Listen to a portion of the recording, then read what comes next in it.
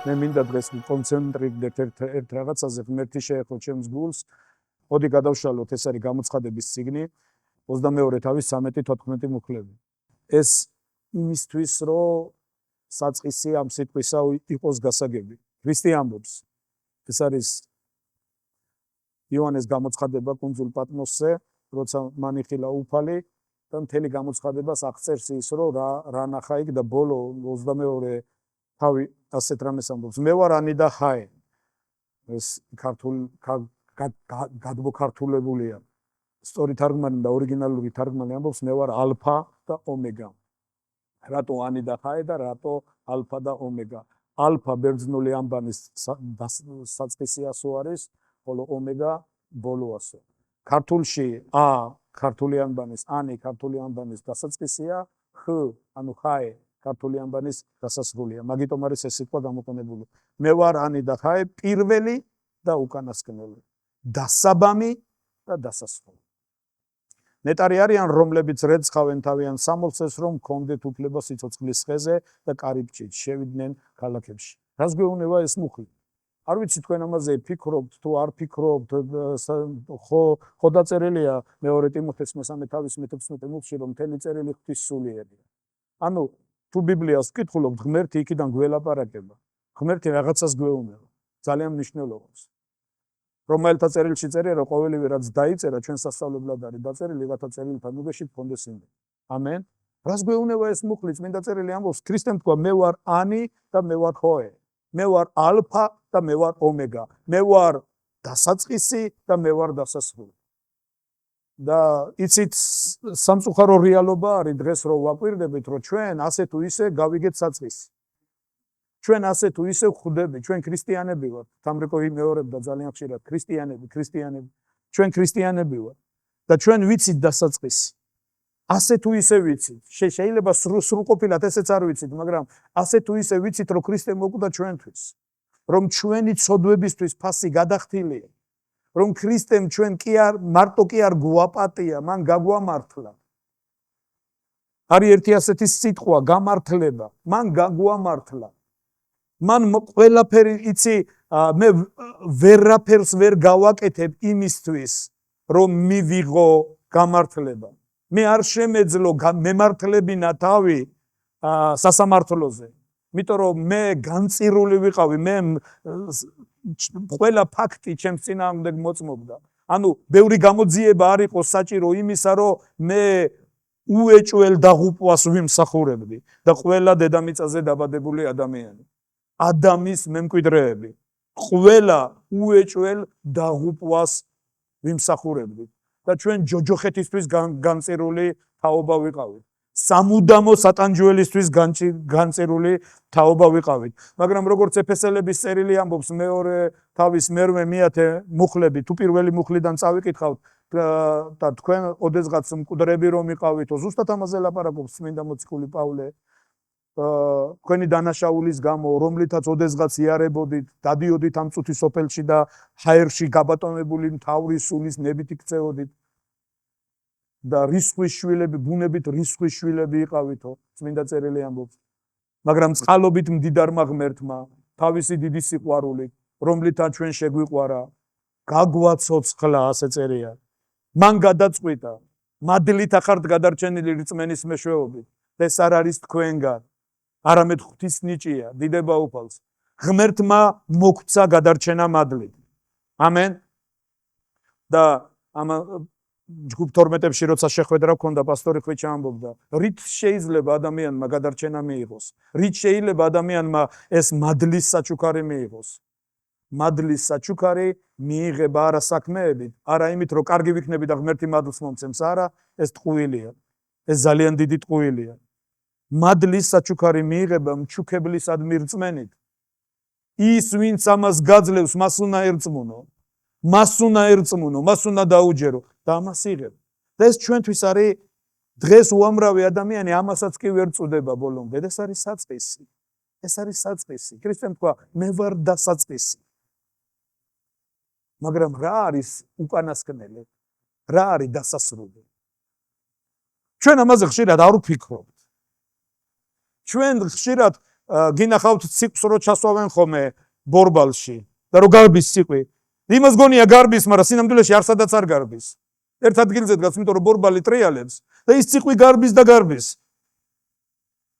და სამწუხაროდ ხშირად მიგრძნია ასე რომ ამ მოჯადოებულ წრეში ვტრიალებ. ერთ ადგილზე ვდგევართ და ისევ ერთ და იგივე საკითხები, ისევ ერთ და იგივე საკითხები, ისევ ერთ და იგივე საკითხები, ისევ ერთ და იგივე საკითხები, ისევ ერთ და იგივე კითხვები და ვტრიალებთ აქ. მაგრამ ქრისტე ამბობს, მე ვარ ანი და მე ვარ ხოე, მე ვარ დასაწყისი და მე ვარ დასასრული. თუ გავიგეთ დასაწყისი და თუ მივიღეთ ეს ქრისტესგან, ჩვენ აუცილებლად უნდა დავინახოთ დასასრული. დიდება უფალს.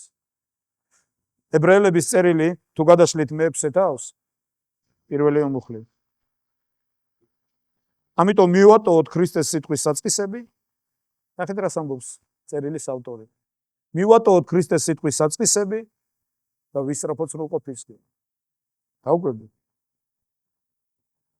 ნუ ღარ ჩაუყრით საძირკველს. და რა ყოფილა საძირკველი? რაზე ლაპარაკობს წმინდა წერილი, რომ საწყისები ქრისტემ ხო თქვა მე ვარ საწყისი და მე ვარ დასასრული. ეხლა ნახეთ, რას განიხილავს წმინდა წერილი როგორც საწყისებს. მოდი წავიკითხოთ ეს და ვნახოთ. და ნუ ღარ ჩაუყრით საძირკველს მკვდარი საქმეებისაგან, მონანიებას, ღვთის რწმენას, ნათლობის, ხელების დასხმის, მკვდართა აღდგომის და მარადიული სასამართლოს მოძღვრებას. წერილი ამას განიხილავს როგორც საწყისი, ეს არის საწყისი. ეს არის საწყისი. იმიტომ რომ ამით დაიწყო ჩვენი გამოსყიდვა, ამით დაიწყო ჩვენი გადარჩენა. ჩვენ ღმერთი გვიხსნის თავის თავს როგორც საწყის, ის ვინც არის მხსნელი, ის ვინც არის გადამრჩენელი, ის ვინც არის გამკურნებელი, ის ვინც სასამართლოზე წავიდა ჩვენს ნაცვლად, ის ვინც აღგვადგინა მკვდრეთით და ზეცაში დაგვსვა, ეს საწყისია. იმას რასაც ჩვენ ვხედავთ, ეს არის საწყისი. მაგრამ ის არ არის მარტო საწყისი, ის დასასრულიც არის. დიდება უფალს. და დასასრული სულაც არ გავს საწყისს. მე ადრეც გითხარით ამის შესახებ, იყო ქრისტეს მოწაფე, რომელზედაც წმინდა წერილი ამბობს, რომ ის ძალიან უყვარდა ქრისტესო. ის ყველაზე ახალგაზრდა იყო მოციქულებს შორის. და ხშირად იესოს მკერდზე თავს დაადებდა ხოლმე და ისე ეძინა. ხო არ გახსოვთ ეს ვინ არის? იოანე ღვთისმეტყველი. მისი ეპითეტი ასეთია. იოანე ღვთისმეტყველი, რომელიც ყველა მოციქულებისაგან განსხვავებით არ წამებით არ მომკვდარა, მოწამეობრივი სიკვდილით არ მომკვდარა, ის თავისი ბუნებრივი სიკვდილით გარდაიცვალა ძალიან ხანდაზმულ ასაკში, ყველაზე დიდხანს იცოცხლა მოციქულთაგან და იყო კუნძულ პატმოსზე გადასახლებული, იცით. და მასზე ძალიან ბევრი ლეგენდები არის და ძალიან ბევრი ამბებია, რომ რამდენჯერმე უნდათ მისი მოკლა და ვერაფრით ვერ მოკლეს, ერთხელ ადუღებულ ზეთში ჩასვესო და როცა ეგონათ უკვე მოკვდა და ეს ამოიყვანეს იქიდან და ხელს უქმნებდაო და ეუბნებოდაო ქრისტე ღმერთიაო, დიდება უფალს. და თუ წაიკითხავთ იოანეს გამოცხადებას პირველ მეორე თავებში, იოანე წერს, რომ ვიყავი კუნძულ პატმოსზე გადასახლებული და ჩემს უკან ერთ-ერთი ლოცვის დროს გავიგონე დიდი ხმა. მოდი წავიკითხოთ ეს, ესეც ძალიან კარგი ადგილია წმინდა წერილის და შემდეგ ვისაუბროთ. მე-9 მუხლი პირველი თავის. მე ვარ იოანე, თქვენი ძმა და მოზიარე იესო ქრისტეს ჭირში, მეფობასა და მოთმინებაში. ვიყავი კუნძულზე პატმოსი, რომ ქვია ღვთის სიტყვისა და იესო ქრისტეს მოწმობისთვის. სულში ვიყავი უფლის დღეს და უკნიდან შემომესმა დიდი ხმა მსგავსი საყვირისა და მითხრა, მე ანი და ჰოე ვარ, პირველი და უკანასკნელი. იესო იცნობდა მას როგორც პირველს, იოანე იცნობდა მას როგორც პირველს. ნანახი ყავდა ის. ნანახი კი არა, მისი ძალიან ახლო მეგობარი იყო. მის გულზე მკერდზე თავსდებდა და ისე იძინებდა. ყველაზე მეტად უყვარდა, იმიტომ რომ ძალიან დიდი სიახლოვე აკავშირებდა მასთან. მეგობრებო, ჩვენ ეკლესიაში ბევრი ვართ. ხო? მაგრამ ყველას ერთნაირი ურთიერთობა არ გვაქვს. ჩვენ ვანვითარებთ ეკლესიაში ჯგუფი 12-ის სისტემას. ვინ არის ეს ჯგუფი 12? მე შეიძლება თქვენთან ყველასთან გარკვეული დონის ურთიერთობა, ყველას გესალმებით, ყველასთან შეიძლება რაღაც საქმე მაკავშირებდეს, მაგრამ ჩემს 12-თან ერთად ჩემს ირგვლივ არიან ადამიანები, ვისთან ერთადაც ჩვენ უფრო კონცენტრირებულად მუშაობთ რაღაცეებს. უფრო შეიძლება მეტი დრო გქონდეს ერთმანეთთან ურთიერთობისთვის. და ამ 12-შიდაც არ არის ყველასთან ერთნაირი ურთიერთობა. იქ კიდე შეიძლება იყვნენ ადამიანები, მაგალითად ეკლესიაში არის რამდენიმე ადამიანი, რომლებსაც მე პირადად განვიხილავ, როცა წავედი მოგზაურობაში, ესე არ ყოფილა, მე წავედი, არა, აქ ყველაფერზე დათო იყო პასუხისმგებელი. დათო განიხილება ეკლესიაში როგორც ერთ-ერთი დამხმარე პასუხის. და სხვაები კიდე არიან აქ რამდენიმე ადამიანი. და იოანე, რატო გითხარით ეხლა მე, იოანე ერთ-ერთი ასეთი იყო, ყველგან სადაც გაიხედავთ სამი პიროვნება ჩანს. პეტრე, იოანე და იაკობი. ეს სამი ფერისცვალების მთაზე ვინ იყო? პეტრე, იოანე, იაკობი.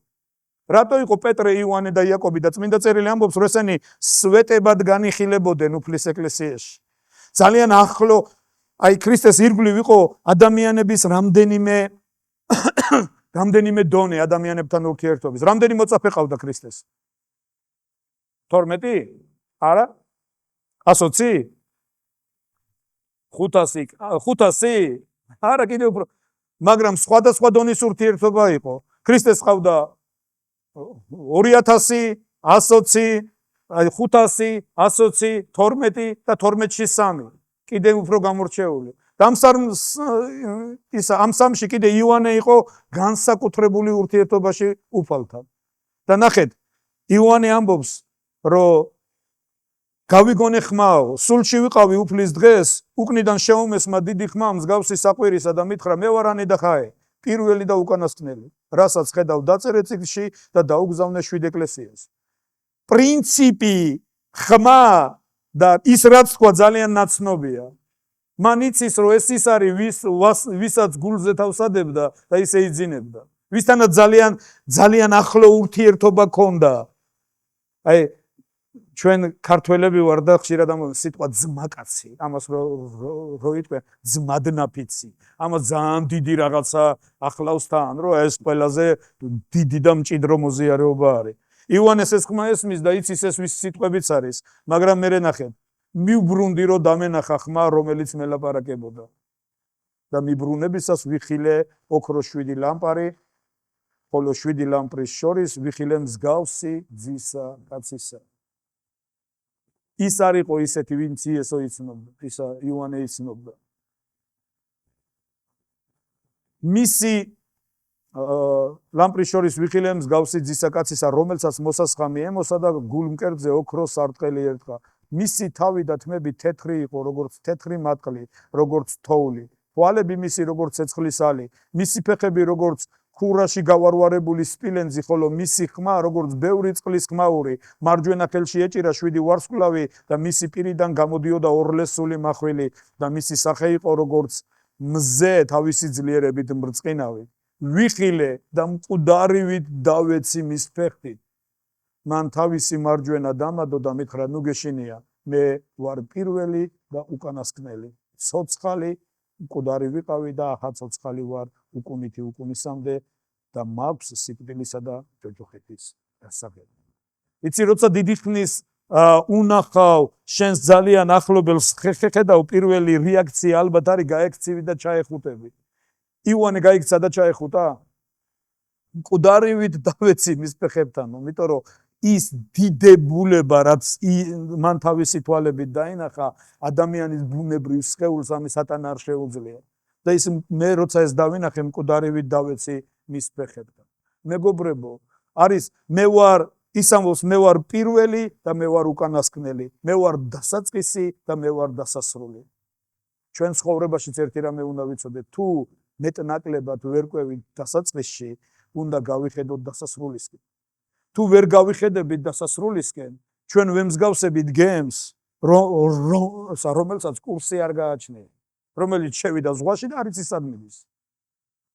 იცი, როცა სახლიდან გამოდიხარ, როგორ გამოდიხარ, არ იცის სად მიდიხარ, დღეს როგორ გამოხვედი, აქ შემთხვევით მოხვდით? კი არ იცოდი სად მიდიოდი, მაგრამ აქ მოხვედი. ესეთი რამე არ არსებობს. მე როცა გამოვედი, მე ვიცი საიდან გამოვედი და ვიცი სად უნდა მოვიდე. მე იცი, ყოველ დღეს ჩვენ როცა ვდგებით, ადამიანები საერთოდ ძალიან ცოტა ალბათ ასეთი ადამიანი, ვინც ინერციით ცხოვრობს. არც ის იცის რატო გაიღვიძა და არც ის იცის სად მიდის. უბრალოდ ესე ხდება. ასე ცხოველები ცხოვრობენ. მაგრამ ჩვენ ადამიანებმა ვიცით რომ ჩვენი ცხოვრება მიზნით შემოიფარგლება რომ მე A პუნქტიდან უნდა მივიდე B პუნქტამდე და აუცილებლად აქედან აქ უნდა მივიდე. და მას ძალიან დიდი მნიშვნელობა აქვს. ხოდა ჩემო მეგობრებო, ერთი რამე ვიცოდეთ ეკლესიაშიდაც. თუ ვერ ყვევით საწყისებში, აუცილებლად უნდა გავიხედოთ დასასრულისკენ. აუცილებლად უნდა ჩამოვიყალიბოთ ხედვა და აუცილებლად უნდა ვიცოდეთ თუ სად მივყავართ ღმერთს. და რა არის ეს? ფილიპელების 3:20. ვინმე ტყვის რა წერია? ჩვენი მოქალაქეობა ზეცაშია. თუ ჩვენი მოქალაქეობა ზეცაშია, როგორი ვჭირდებით ზეცას არ ვფიქრობ? ან როგორი არის? ან რა პრინციპებზე დგას ეს? იცი ელემენტარულად მე მომიყვნენ რომ საქართველოს მოქალაქეც კი რო გახდე, რაღაც გამოცდა უნდა ჩააბარო, რაღაც უნდა იცოდე მის შესახებ. და როგორ ვიქნები მე ჩვენი მოქალაქეობა ზეცაშია ვამბობ და წარმოდგენა არა, მაგარც კი მიფიქრია, რა პრინციპებზე დგას ეს ყველაფერი, რა მოითხოვება ჩემგან, რა სტანდარტები უნდა დავაკმაყოფილო და საერთოდ რა არის ეს ყველაფერი. თუ მე იცი ხშირად ჩვენ ვჩებით საწყისებზე, ვტკეპნით ამ საწყისებით ერთ ადგილს და არ ვიხედებით წინ თუ სად მივყავართ ღმერთს. ღმერთს უნდა რატო წაიყვანა ღმერთმა პეტრე, იოანე და იაკობი ფერისცვალების მთაზე? რატო დაანახა ეს ყველაფერი? რო გაკვირვებოდათ? ეს რა დავინახე? ვაი რა კაია ყოფნა, არა? დაანახა ცათა სამეფო ძალით მოსული. დაანახა რომ აი აქეთკენ მივდივ. დაანახა რომ აი კი საწყისებზე ვართ დღეს, მაგრამ საბოლოო ჩვენი ეს არის და აი აქეთ უნდა წავიდეთ. დიდება ჩვენს უფალს. მეგობრებო, სამწუხარო არის, როცა წლები მიდის, თითქოს უნდა ვიზრდებოდეთ. მეხუთე თავის ებრაელების წერილის მეხუთე თავის მე-12 მუხლიდან ამ წერილის ავტორი ამბობს, რომ დროებით და ვადები თუ ვიმსჯელებთ, ძალიან გავს ეს პავლე მოციქულის მოძღვრებას, იმიტომ რომ თითქოს ერთ-ერთში ემთხვევა რაღაცეებს. ის ამბობს, რომ დროებით და ვადები თუ ვიმსჯელებთ, უკვე მასწავლებლები უნდა ყოფილიყავით, მაგრამ ჯერ კიდევ საწყისებზე ხართ, ისევ ისეთ რაღაცეებზე ლაპარაკობთ, რომ ეს ასაკი დიდი ხანია უნდა მიგეტოვებიათ. ჩვილები ხართო თქვენ, იმიტომ რომ ჩხუბობთ, იმიტომ რომ კამათობთ, იმიტომ რომ საქმეებს არჩევთ, იმიტომ რომ შენი ბრალი იყო, მეწყინა, რატომ აწყენინე, ხმამაღლა რატომ მითხარი? და პავლე ამბობს, როცა ამას უყურებთ, ეს მოწმობს, რომ ჯერ კიდე ჩვილები ხარ. ამიტომ თქვენთვის არ შეიძლება მაგარი საჭმელიო. მიდო ჯერ კიდე რძით უნდა ყვებოთ. რა არის რძე? რომ უნდა მიუტევო ჩემო დაო, ჩემო ძმაო, არ უნდა გეწყინოს, იცი უნდა გადალახო ყველაფერი, სიყვარული ფარავს ცოდვათა ისა სიმრავლეს. ეს ისინია, რაზედაც ჩვენ ძალიან დიდ დროს ვხარჯავ. არ შემიძლია, პავლე ამბობს, რომ მაგარი საჭმელი მოგაწოდოთ. იმიტომ რომ მაგარი საჭმელი თქვენთვის არ არისო ამბობს. იმიტომ რომ თქვენ ამას ტკეპნით, ამაზე ტრიალებთ, ისევ მოჯადოებულ წრეში უბრუნდებით ისევ იგივეს. მაგარი საჭმელიო, პავლე ამბობს. მოწიფულთათვის არისო, ქართულ ბიბლიაში წერია სრულყოფილთათვისო, მაგრამ არ არის ეს სწორი თარგმანი. ანუ გაზრდილებისთვის, მოწიფულობა რას ნიშნავს? რომ დატოვა ჩვილობის ასაკი და გაიზარდა, რაღაც დასრულობის რაღაც დონეს მიაღწია. იცი, როცა ჩვილი ვიყავი, აქ ვინ ხართ, ისეთი ვინ ჩვილი არ ყოფილხართ. ასეთები არ არიან. ყველა ჩვილები ვიყავით. იყო დრო, რომ დავიბადეთ და როცა პატარა ვიყავი, იცი, ჩემი მშობლების ყურადღება ჩემზე იყო. არაფერი არ მევალებოდა მე, რა კაი იყო პატარაობა. მაჭმევდნენ, მასმევდნენ, მაცმევდნენ, ისინი იღებდნენ სრულად ჩემზე პასუხისმგებლობას და პრეტენზიები მქონდა იქით კიდე. ყველა ასე იყო და ყველა ასე ვცხოვრობდით. და დღესაც აბა შეხედე ჩვენ შორის ურთიერთობებს. უამრავს ნახავს ასე, თვითონ დააშავ შემბრალია. მე შუაში ვარ, ვერ გავიგე. მაგრამ გავიდა ჩვილობის დრო და დღეს მე სრულყოფილად ვარ პასუხისმგებელი ჩემ რაღაცებს. გასაგებია? ანუ რაღაც მოწიფულობის დროს ვახცევ, რაღაც დრომდე მივდივარ.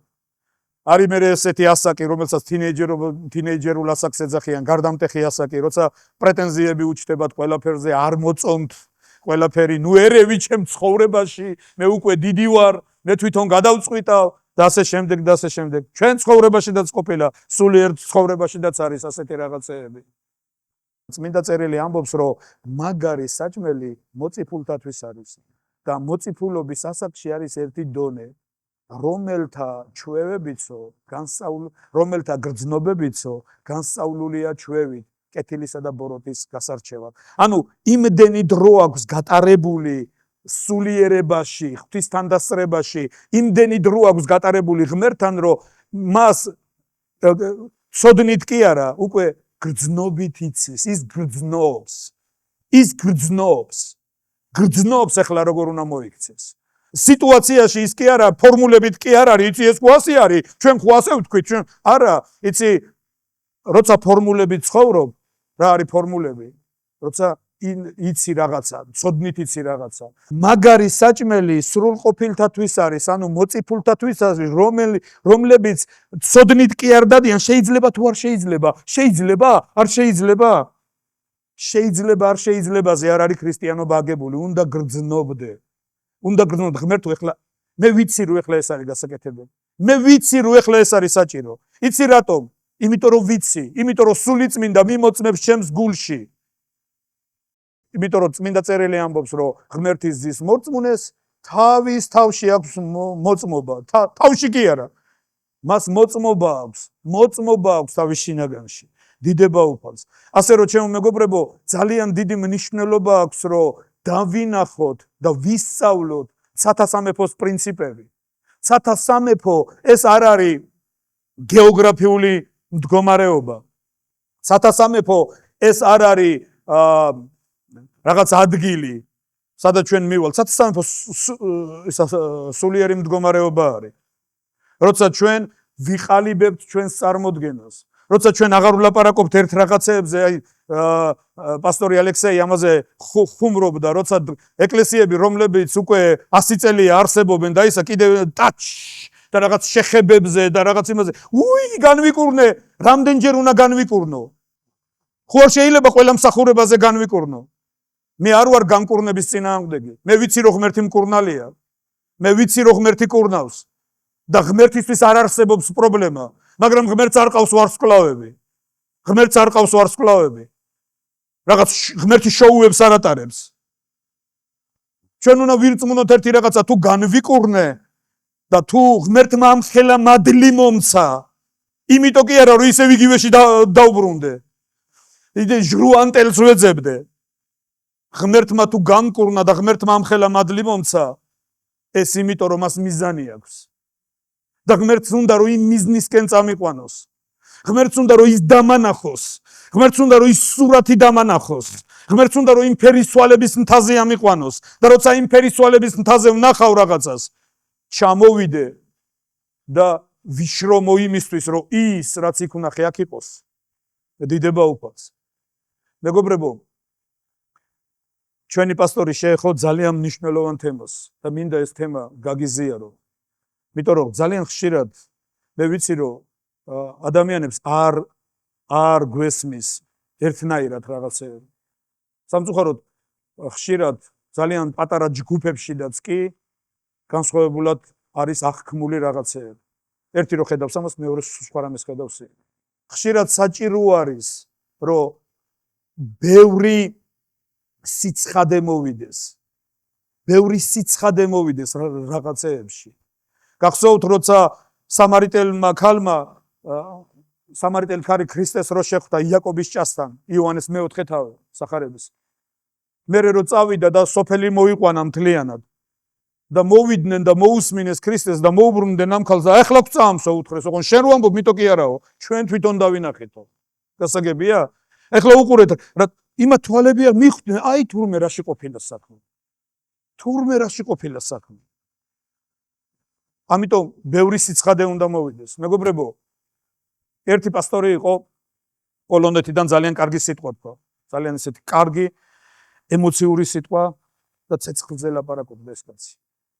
და შემდეგ პასტორმა ხვიჩამ როცა ელაპარაკა, პასტორი ალექსეი ავიდა მე სცენაზე და თქვა, ეს არისო ძალიან მნიშვნელოვანი გზავნილი, ძალიან სერიოზული გზავნილი.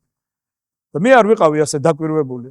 მე მიქადაგნია თვითონ ეკლესიაში ეს სიტყვა, რომ ქრისტემ თქვა დედამიწაზე ცეცხლის მოსატანად მოვედი და როგორ მსურს როენთებოდეს. ცეცხლი კარგია, ხო? მაგრამ გააჩნია სად? ტყეში ცეცხლი საშიშია. შეიძლება გადაბუგო ყველაფერი. ცეცხლი დაანთო საძინებელ ოთახში კარგია? არა, კარგი არ არის, დაწვავს ყველაფერს. ცეცხლი კარგია ღუმელში, როცა ის გარკვეულ წესრიგს ემორჩილება. გასაგებია? მაგრამ ცეცხლი არ არის კარგი არავითარ შემთხვევაში ისეთ ადგილზე, სადაც შეიძლება ის აალდეს და მთელი სახლი გადაწვას. გასაგებია? იმისთვის რომ ცეცხლი გამოიყენო, ამას სჭირდება მომზადება, ჯერ ის პირობები უნდა გქონდეს. რამდენი ხანძარი გაჩენილა და გადაუწვია ყველაფერი და სიკეთეები გაუნადგურებია. რატო? იმიტომ რომ ცეცხლი გაჩნდა უკონტროლოდ. არ იცი ელექტროენერგია კარგია, მეთანხმებით? მაგრამ ელექტროენერგიით შეიძლება მოკლე ჩართვა მოხდეს და სულ გაანადგურო ყველაფერი. ელექტროენერგიამ შეიძლება სიცოცხლეები შეიწიროს. კარგია, მაგრამ თუ არ იცი მისი გამოყენება და თუ არ იცი როგორ უნდა მიუდგე მას, ქრისტემ თქვა რომ დედამიწაზე ცეცხლის მოსატანად ისა მოვედი და ჩვენ ხშირად ამ ცეცხლს ვესწრაფით და კი არ ვფიქრობთ რომ იმისთვის რომ ამ ცეცხლმა არ დაგვაზიანოს რაღაცეებია მოსამზადებელი. უნდა ვიცოდე როგორ იყოს ცეცხლი უსაფრთხო. რომ ცეცხლმა კი არ დამაზარალოს და დამწვას და გამანადგუროს, პირიქით ცეცხლი გამომადგეს იმისთვის, რომ მისგან მეტი სიკეთეები მივიღო. გასაგებია? და ეხლა ნახეთ. იმისთვის რომ მოდი დავიწყოთ 4 რაღაცას დავაკვირდეთ და მინდა ეს კარგად დაფიქრდეთ ამაზე, ვისაც ყური აქვს ასმენად ისმინოს რას ეუნება სული ეკლესიებს. და დავინახავთ პრინციპს, რატო ვდგევართ იმ მიმართულებით, რატომ რაზედაც ვდგევართ. მოდით თავიდან სანამდე ამ 4 პუნქტს შევეხებოდეთ, ერთი რაღაცა ავიღოთ. პატარა ისტორია ვნახოთ ისრაელის. ისრაელი იცით აღმოჩნდა ეგვიპტეში. რატომ? ეგვიპტემ დაიპყრო ისრაელი? ეგვიპტე მოვიდა და წაიყვანა ტყვეეთ? არა, თავის ფეხით ჩავიდნენ იქ. რატო ჩავიდნენ? სიკეთისაძიებლად. რა კარგია უფასო პური, კაირამე მიწა, მშვენიერი სახლები, დაგვასახლეს, თქვენი ჭირიმე, თქვენ გენაცვალეთ, მობძანდით, ჭამეთ, სვით იმხიარულეთ, მაგრამ ერთი რამე იცოდეთ. უფასო ყველი სათაგურშია ყოველთვის. უფასო პური დიდხანს არ გაგრძელებულა ებრაელებისთვის. და ძალიან მალე უთხრეს, თუ გინდა ჭამოთ, უნდა იმუშაოთ. აბა დაიკაპიციხეთ ხელები. მე ძალიან მალე დაინახეს, რომ ისინი ძალიან მრავლდებოდნენ და შეეშინდათ. და თქვეს, ой, თუ ასე გაგრძელდა, ესენი ჩვენ გადაგაგვაჭარბებენ და დაგვიპყრობენ. და დაიწყეს დამონება მათი და მათი შვილების ხოცვა დაიწყეს. ხო გახსოვთ? ნიანგებს რო უყრიდნენ. და მოსე ასე მშობლებმა ჩასვეს იმაში, კალათაში და ნილოსში გაუშვეს, რომ როგორმე გადაერჩინათ და მოხვდა ფარაონის სახლში. ფარაონის ასულმა იშვილა. და მოსეს მეშვეობით ღმერთს გამოყავს ებრაელი ერი ეგვიპტის მონობიდან. ძალიან დიდი მონობიდან. და გამოიყვანა, გაიარეს ზღვა და აღმოჩნდნენ უდაბნოში. მკვლევარები ამბობენ 40 დღე კი არა, სწორი კურსით რომ იყო ისეთი გზა, 3 დღეში შეეძლო მთელი უდაბნოს გავლა ებრაელებს. 40 დღე ქონდა ღმერთს ნათქვამი და 40 წელი დაჭირდა. რატო? ღმერთმა გამოიყვანა ისინი ეგვიპტიდან, მაგრამ ეგვიპტე არ გამოდიოდა მათგან. ეგვიპტის კუჭზე გადიოდა ყველა სინდრომი. არაფერი არ არის, ერთი რაღაცა, რა კაი ნიორი იყო ეგვიპტეში. რა კარგი კიტრი იყო ეგვიპტეში. ქვაბში საჭმელი ჰქონდა, აქ რა გვაქვს? რა თავში ვიხლი თავისუფლებას? რა თმინდა? იცი, გეცნობათ მსჯელობა. გეცნობათ მსჯელობა. 6 მილიონი ადამიანიდან ვინც უდაბნოში იყო გამოყვანილი. 2 შევიდა მარტო აღთქმული მიწაზე, 2 ნახა აღთქმული მიწა. 6 მილიონი ადამიანიდან. ეს იყო იესო ნავესი და ხალები ეფუნიძე. ესენი შევიდნენ. შევიდნენ აღთქმული მიწაზე, მაგრამ სხვა თაობა შევიდა აღთქმული მიწაზე, მაგრამ არც ისინი იყვნენ აღთქმული მიწის ხალხი. რატო? ესენი მებრძოლები იყვნენ. რომლებმაც ისწავლეს ბრძოლა, მაგრამ გაგებაში არ იყვნენ, როგორ უნდა დაეფუძნებიათ სახელმწიფო, როგორ უნდა აეშენებინათ სახელმწიფო. ააშენეს კიდეც. რაღაცა გამოუვიდათ კიდეც, რაღაც დონის წარმონაქმნი წარმოიქმნა, მაგრამ ეს არ იყო არაფერი, იმიტომ რომ მოვიდნენ ფილისტიმელები, დაანგრიეს თავზე ყველაფერი, აღთქმის კიდობანი წაიღეს, დარჩა ისრაელი და მუდმივ ბრძოლაში, მუდმივ ქიშფში, მუდმივ დაპირისპირებაში, არანაირი ცენტრალიზირებული, არანაირი ჩამოყალიბებული სახელმწიფო არ არსებობდა. და ღმერთი ამბობს დავითზე. დავითი არისო ჩემი გულის სანდომი კაცი, რატო? დავითმა იცის რა არის მთავარი. დავითი ხედავს რა არის მნიშვნელოვანი. დავითმა პირველი რაც დავითმა გადაწყვიტა, როცა ის მეფე გახდა, რა განახორციელა პირველი ისეთი მნიშვნელოვანი გადაწყვეტილება, რომელიც საფუძველი გახდა ისრაელის სახელმწიფოს შექმნის. აბა თუ ხარ დაკვირვებული, გადაწყვიტა აღთქმის კიდობანი დაებრუნებინა იერუსალიმში. და პირველი რაც გააკეთა, კარავი გააკეთა იმისთვის, სადაც კიდობანს დაასვენებდა, სადაც კიდობანს დადებდა. დავითის კარავი არ გავდა მოსეს კარავს.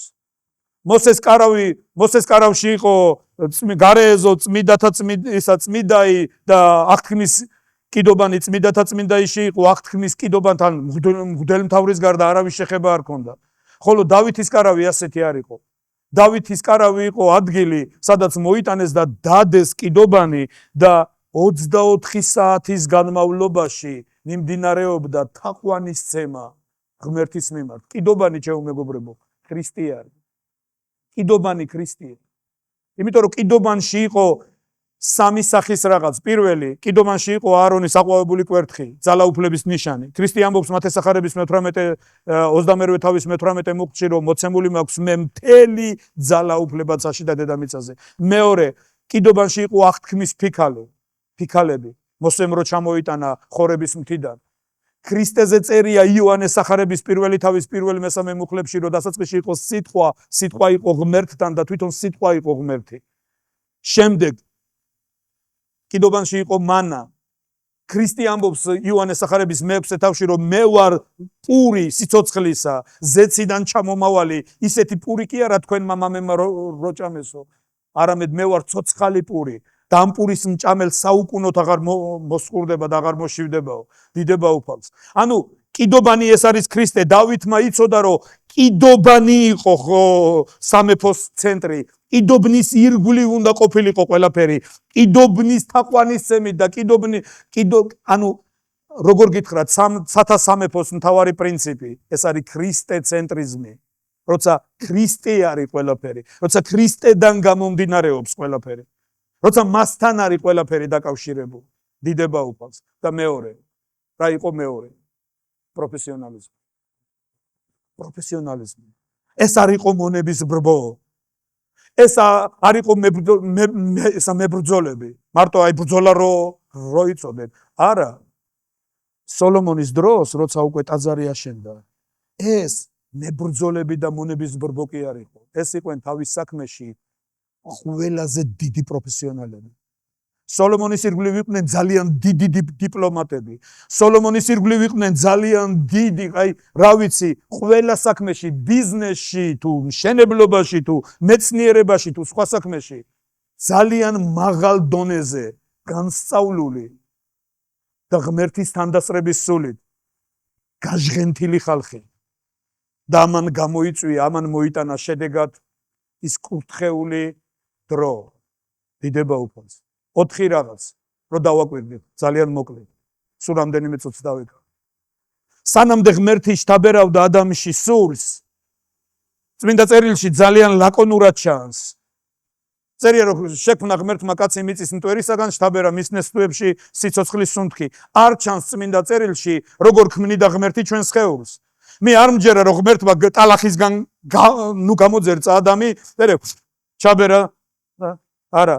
ადამიანის სხეული რო გამზადებულიყო, დიდი სამუშაო იყო. იმიტომ რომ ჩვენ ვარ ურთულესი ბიოლოგიური აპარატი. ჩვენი სხეული ასეთია. დიდება უფალს. და ღმერთმა როდის შთაბერა მასში სიცოცხლე.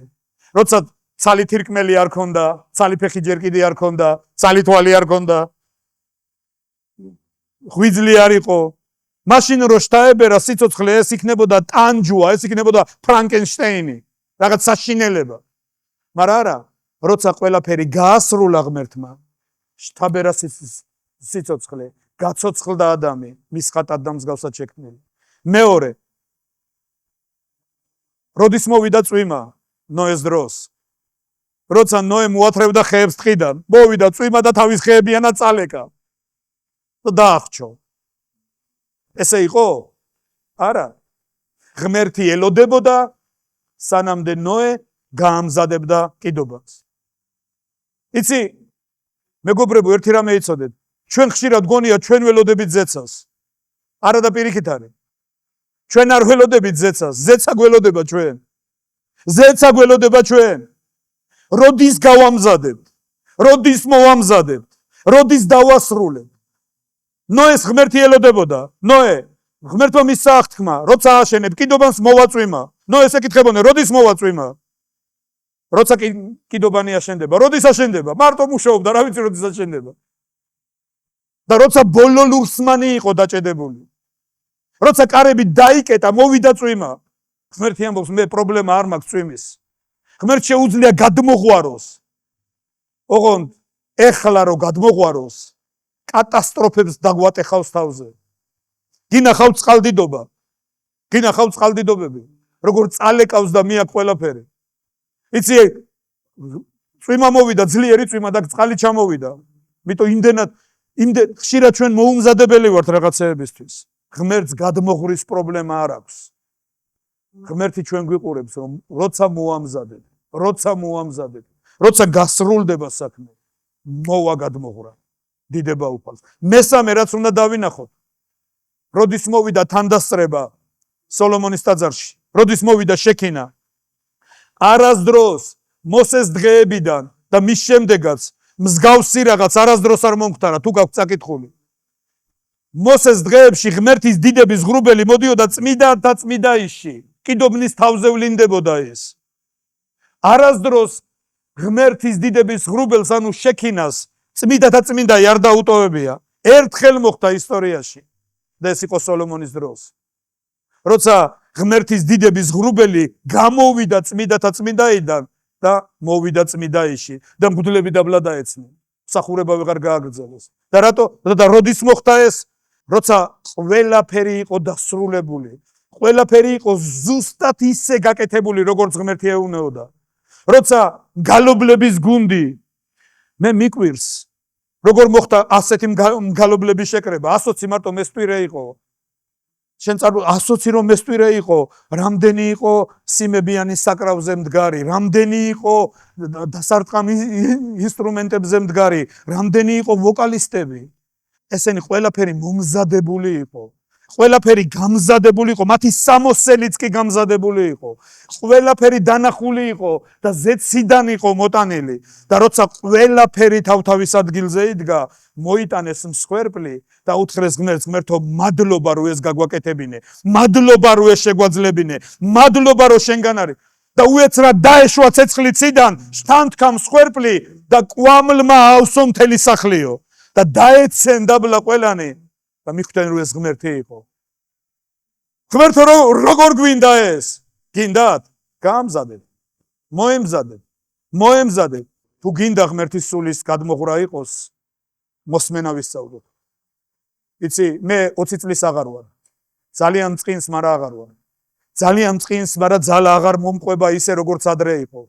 კი მინდა ისე ძველებურად ვაკეთო საქმე, მაგრამ აღარ გამომდის. მაგრამ მე ვიცი, ეს უნდა გამზადდეს. და როცა ყველაფერი გამზადდება, როცა რაღაცეები თავის ლოგიკურ დასასრულამდე მივა, ერთ დროს მომზადდება რაღაცა. და ერთ დროს როცა დავდგებით და მადლიერების მსხვერპლს შევწირავთ ღმერთს, გადმოღვრა მერე ნახეთ. მერე ვნახოთ გადმოღვრა. რა დონის იქნება ეს? მერე ვნახოთ თანდასწრება. როგორც ესაიას წინასწარმეტყველებაში წერია. მერე მოდით და ცილობა ვყოვოთ, ღმერთი ამბობს. როცა ამას ასე გააკეთეთ, მერე მოდით და ვილაპარაკოთ.